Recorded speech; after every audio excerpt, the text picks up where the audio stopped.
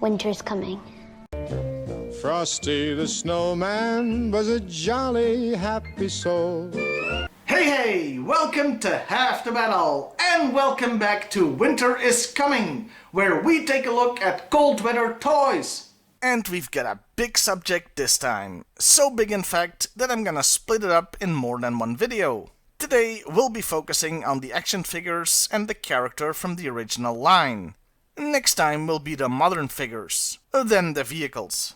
So, meet Frostbite. This figure was released in 1985 with all original body parts.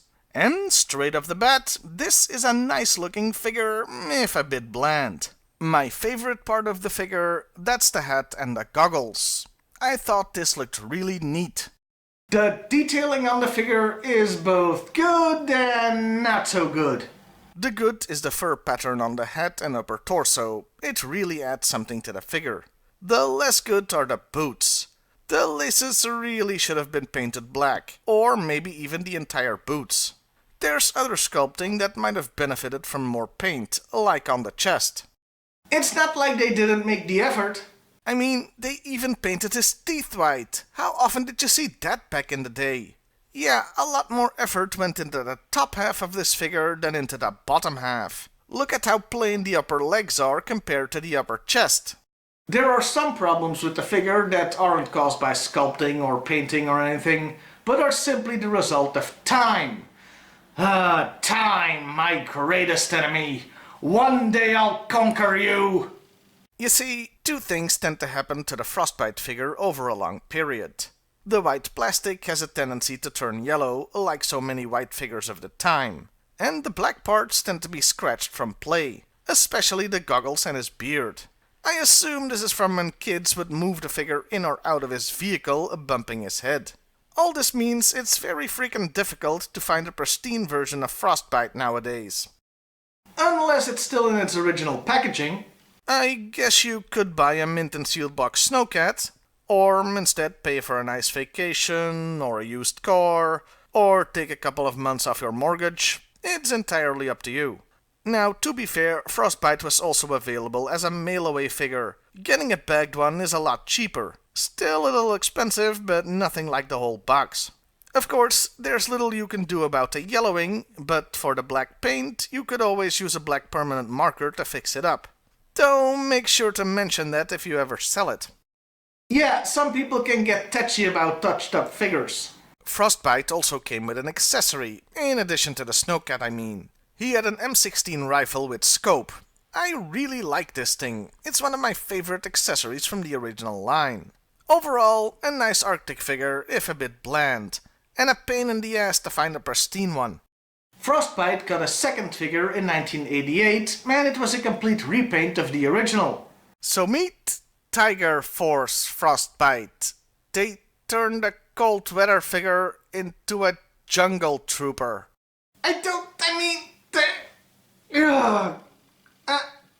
I'm gonna start mocking this now. I don't know when I'll stop. That's a mighty comfortable jacket for jungle duty, isn't it? To say nothing of the hat, or the goggles. Goggles that are specifically for keeping snow out of your eyes. The goggles literally do nothing. Poor bastard probably sweat so much his hair turned red. Yeah, that's another thing. Why did so many recolors insist on changing the hair color of the figures too? It doesn't make any sense. A new uniform, sure, but did the Joe team get a bulk deal on hair color in a bottle or something? But yeah, nice jacket. The Tiger Cat must have one hell of an aggressive air conditioning system for that to be necessary. Oh, right, the figure still came with the Snowcat, but they recolored that too and called it the Tiger Cat. I said I'd deal with the vehicles in a later video, but I need to mention this here. The Tiger Cat is a fine jungle vehicle. It's a half-track. But they kept the ski torpedoes on it. Skis! In the jungle! You could have found some missiles that fitted the dumbbell pegs and used those. And if they really wanted to recolor the Snowcat, fine, but why still include Frostbite? Some Tiger Force vehicles didn't come with drivers, even though the original ones did, and the helicopter even came with a completely different character. It had Recondo, you know, the jungle trooper. So pick somebody else to drive the Tiger Cat. Pick Steeler. That poor guy only ever got one figure in the original line. He could have been the driver here. Instead, we got a walking contradiction that is Tiger Force Frostbite. Phew, that was one hell of a rant. Do you now understand why I'm splitting this up into multiple videos? I just don't have the energy to tackle all the stupid at once. And yeah, there's more stupid coming. Ignoring all of that, the figure does look nice. It's a good color scheme, and they even added some detail to the belt with the colored clips. They removed some detailing too, however, since his teeth are no longer colored in. That's a shame, as it really was a neat feature the original had. Overall, not a bad figure, but why does it even exist? That brings us to the third and final toy Frostbite got in the original line.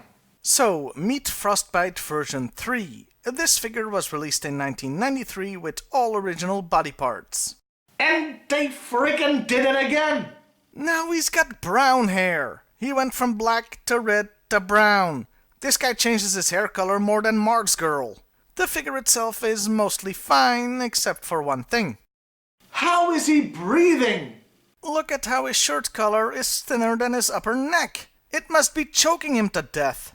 Ignoring that, he's got a nice color scheme, very subdued, especially for 1993, when neon colors were aplenty. The weird thing is, this figure also suffers from yellowing, which is rare for a toy from 1993. There's one bizarre coloring choice though. Most of it fits for Arctic camouflage, except the center of his chest is red, like a freaking target. A target made up of red grenades. Yeah, maybe don't store explosives on the middle of your chest and make them look like a giant shoot here prompt like you see in video games. I know I'm complaining a lot in this episode. So let me just say, I still think this is a good figure, especially for 1993.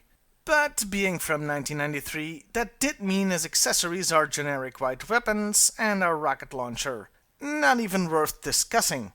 With one exception though. He came with a protective mask. Now that is a nice and appropriate addition, though I do have to wonder if he got the mask because the other Joes kept making fun of him changing his hair color so much. Also, since one of his generic weapons is a machete, he's got this whole Jason Voorhees thing going on now. Overall, not a bad figure, but the neck is unfortunate.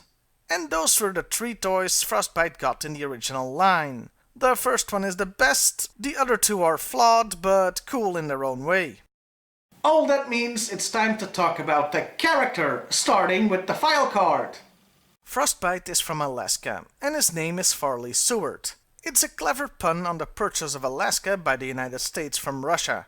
At the time, some thought this was a mistake, calling Alaska useless land, and referred to the deal as Seward's Folly, after the Secretary of State William Seward, who brokered the deal. Farley Seward, Seward's Folly. Larry Hama had some fun writing this file card. Anyway, the rest of the card is sorta bland. It talks about how he was bored working on a pipeline since there was no challenge, and the army promised him challenges every day if he joined. The card goes on to say he's an exceptional mechanic in the harshest conditions possible, always staying cool. Yeah, that pun is on the card, and much weaker than the Seward-Farley one. Honestly, this card doesn't grab my attention apart from the name. What I am interested in, however, is that Tiger Force card. I want to see if they try to justify having Frostbite be a jungle trooper. Let's find out, shall we? No, they don't. The card says he had it made being stationed in Greenland, but was then tapped for Tiger Force, being reassigned to warm weather. No explanation why he kept a jacket.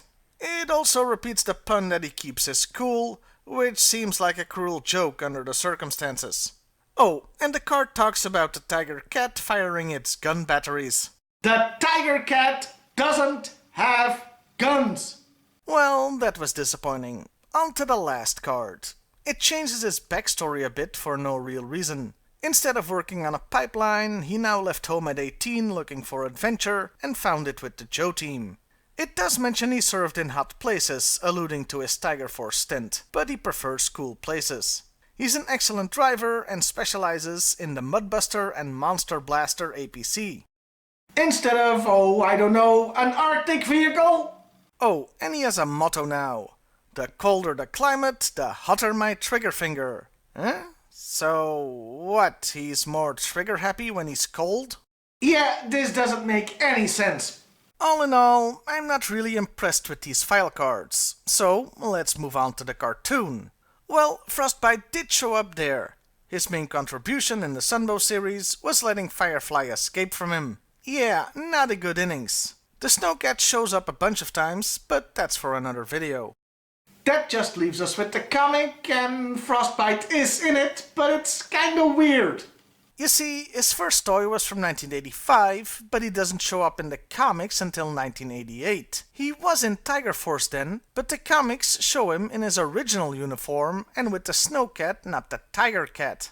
He appears in issue 68 in a very small role. The issue is more about featuring the Persuader and Battle Force 2000. Also, they spell his name with a hyphen for some reason. It's nice to see him, but 3 years after the original toys came out? He did get one more notable appearance. It's in Special Missions issue 20, where he's part of an intense cat-and-mouse game between the Snowcat, Cobra, and the October Guard. It's a great issue you should check out, so I won't say any more here. None of the cartoon or comic appearances flesh the character out more, so overall, I'd say he has been done dirty. Frostbite is certainly somebody I would have liked to have seen more of in the various media. And that was Frostbite, from the original line anyway. 1 good figure and 2 okay ones, with limited stuff in other media. Next time we'll be talking about the modern toys and character. Well, I'll see you then everybody, and hey, why not like, share and subscribe if that's your thing. Frosty the snowman was a jolly happy soul.